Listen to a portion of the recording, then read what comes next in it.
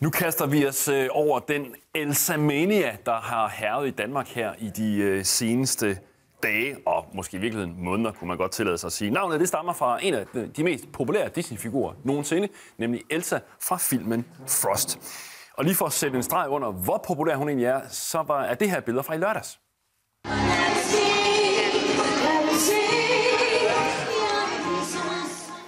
10.000 børn og forældre var mødt op til en gratis Frost-koncert midt i København, men i stedet for en hyggelig familiedag med fællessange, ja, så kulminerede Elsa-maniaen med, at forældre og børn de nærmest kom op og slås om at komme forrest i køen og helt frem i rækkerne for at se den her koncert. Og det har også skabt masser af overskrifter i medierne, også på Facebook. For eksempel så har skuespillerinden Maria Lucia skrevet det her på Facebook. Det var hende, som optrådte som Elsa. Hun skriver: "Jeg krummede til over voksne, som brugte deres børn imod hinanden for at komme foran i køer og så videre, og nærmest kom op og slås samt brokkede sig over manglen på kostymer og goodiebags. Hvad er det lige, I lærer jeres børn med den opførsel?"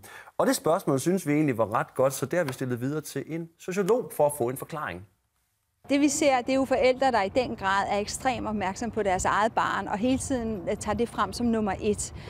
Og glemmer at være en del af et fællesskab. Og det ser vi jo også på fodboldbanerne. Vi ser jo rigtig mange forældre, der råber og skriger de andre børn og taler grimt osv., mens de selv ligesom råber positivt af deres eget barn, og hele tiden være det frem i front. Og det er faktisk noget af en udfordring. Og det kan man jo godt forstå, det er. Det viste sig i hvert fald at være lige præcis i lørdags, hvor der var ikke sådan så fed stemning. I hvert fald. Ikke umiddelbart, hvis man var inde på Gammeltorv i København. Nå, men hvad er det så ved det her Frost-univers og ved Elsa, der er så fantastisk? Og hvad er det, Disney kan, når de gang på gang kan lave film, som altså fanger nærmest hele generationer? Ja, det kan vores næste 2 gæster hjælpe med at svare på. Først og fremmest velkommen til dig, Maria Monson, vært på Filmselskabet, og ikke mindst til dig, Nicoline Nielsen, eller Elsa, vil jeg sige, for det er det, du er klædt ud som i dag. Du er det, der hedder cosplayer. Du elsker at klæde dig ud som forskellige figurer, og i dag altså Elsa. Maria, hvorfor er Elsa egentlig så populær, som hun er? Jamen, det er der mange årsager til. Altså, langt hen ad vejen, så er filmen Frost jo meget klassisk Disney. Altså, vi har prinsesser, vi har forældre, der dør i starten af en film, og vi har sådan en musical-stemning. Men Elsa er anderledes, fordi at hun fejler, fordi hun ikke er så ufejlbarlig som de fleste andre Disney-prinsesser. Hun bliver rasende, og hun kommer til i bogstaveligste forstand at såre sin elskede, når hun bliver rasende. Og det er jo meget relaterbart og meget genkendeligt. Og så har hun også sådan en snert af noget magi, altså noget superheltekraft. Hun har jo de her medfødte frostevner. Og måske er det lidt flabet sådan, fordi de ligner jo bestemt ikke hinanden, men jeg kunne egentlig godt sammenligne hende lidt med Marvel-universets Hulk. Superhelt. Er der sådan en udseendemæssigt ret stor forskel, må man sige. Det må man sige. Ja. Men han er også sådan en meget blød og blid mand, som døjer med voldsomme temperamentsproblemer, og som, når han bliver enormt hidsig, er meget svær at stoppe, og har svært ved at se forskel på rigtigt og forkert. For nu at lige trykprøve det der med, hvor populær Elsa egentlig er, så tog vi dig med ud et sted, hvor vi ved, at hun er ret populær. Ja. Det der. Når hun får de der isnødder, så ser hun rigtig flot ud. Jeg kan godt lide Elsa, fordi hun kan lave magi, og det er flot, når hun laver slottet. Hun er mere populær end nogensinde. Jeg tror, jeg har set den 100 gange. Jeg tror, jeg har set den 10 gange. Isprinsessen med de magiske iskræfter, Elsa, er elsket af piger. Jeg synes også, kjolen er flot. Og af drenge over hele verden. Og hendes hår, de har fået sådan nogle krystaller i, hvis man kigger godt efter. Det er flot.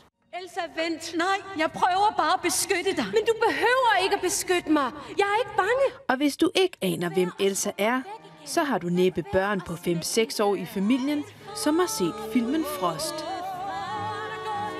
Frost har slået alle rekorder og er den bedst sælgende animationsfilm nogensinde. Og Elsa, der kan fryse alt til is, er filmens helt store stjerne. Elsa-kjolerne har gennem en lang periode da også været udsolgt i danske butikker. Jeg har kjolen derhjemme, men jeg har ikke håret. Jo, du har faktisk lidt håret, fordi at du har hvidt hår også. Jeg har ikke hvidt hår. Og hvis du stadig ikke forstår, hvor cool Elsa egentlig er, så se med her.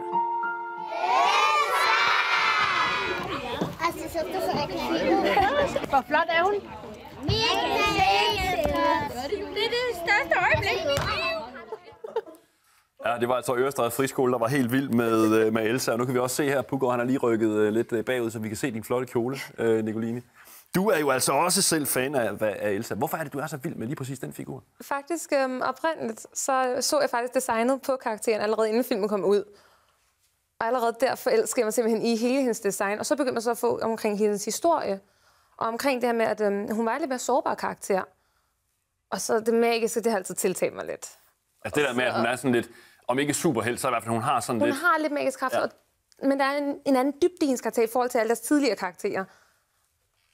Og igen, og så var kjolen virkelig flot, og så en ting lidt til en anden, og pludselig havde jeg kjolen. Maria, der er jo nærmest en hel hær af Disney-prinsesser at vælge imellem. Hvorfor er det lige Elsa, der er blevet så populær, som vi også hørte i indslaget, den bedst sælgende film? Det, jeg synes er ret genialt ved Frost-universet, det er jo, at de har taget den her traditionelle, romantiske, ideelle kærlighed med prinsen på den hvide hest, der kommer og skal give det ægte kys, og så vågner Tornerose af søvnen. Og så har de faktisk skiftet det ud med sådan noget girl power, noget søskende kærlighed. De her to piger, Anna og Elsa, de behøver slet ikke mændene for at klare ærterne. Det ordner de faktisk selv ved en uselvisk gerning. Og på den måde, så hæver filmen sig også op på sådan lidt mere universelt niveau, hvor jeg tror, at folk har lidt svært ved at afvise den, ved at sige, at det er bare noget pladeromantisk Disney-prinsessepjat. Er det også derfor, du synes, at figuren er meget fed? Altså, der er sådan lidt rødstrømpe over hende? Præcis, der er lidt det der over. Altså igen, hele det med kærlighed første blik, den skærer de ud. Og det har ellers været en typisk ting i mange Disney-film, den der kærlighed første blik. Og den får de ligesom totalt sløjfet, det er altså ikke noget, der hedder mere. Det giver så mange spørgsmål til folk også, og igen, den fokuserer lidt mere på søskendeforholdet måske, frem for det andet forhold. Hvorfor er det, at det her sådan... Jeg ved ikke, om man kan... Du har lidt sammenlignet det med noget superhelt. Altså, hvorfor er det der superhelte-univers, og det der med sådan en med lidt magiske evner, hvorfor er det lige det, der rykker nu? Jamen altså, hvis man kigger på sådan vores generelle fascination af superhelte, man behøver jo bare at se på biograflisterne, så buner de med superhelte. Så er det jo fordi, de på den ene side repræsenterer noget, man kan drømme om, noget, man kan se op til, nogle magiske kræfter, og så samtidig også noget enormt menneskeligt. Fordi alle superhelte har deres kryptonit, noget, som de ikke kan tåle, noget, som gør dem skrøbelige. Og det er jo altså noget, som er enormt relaterbart. Altså, vi kender alle sammen det her med, at der er noget, der får os til at blive Superman, og noget, der får os til at blive det modsatte. Nicoline, hvordan kan du mærke, at der er sådan mere hype omkring Elsa end andre karakterer og personer, som du sådan spiller og er klædt ud som? For eksempel, jeg havde i forbindelse med et event her i weekenden, der havde jeg haft Snehvide på til en festival ude på Langlinje. Og der var det sådan, altså børnene, de kom stadig hen til en, men de var lidt mere nedtonede. Og lidt mere bare stille og roligt og bare pænt sagde hej. Her, der var det jo, Elsa, jeg elsker dig, autografer, og det hele, de ville have. Altså, man var sådan, hold da op. Så populær simpelthen. Ja. Så der er virkelig, virkelig stor forskel. Meget stor forskel.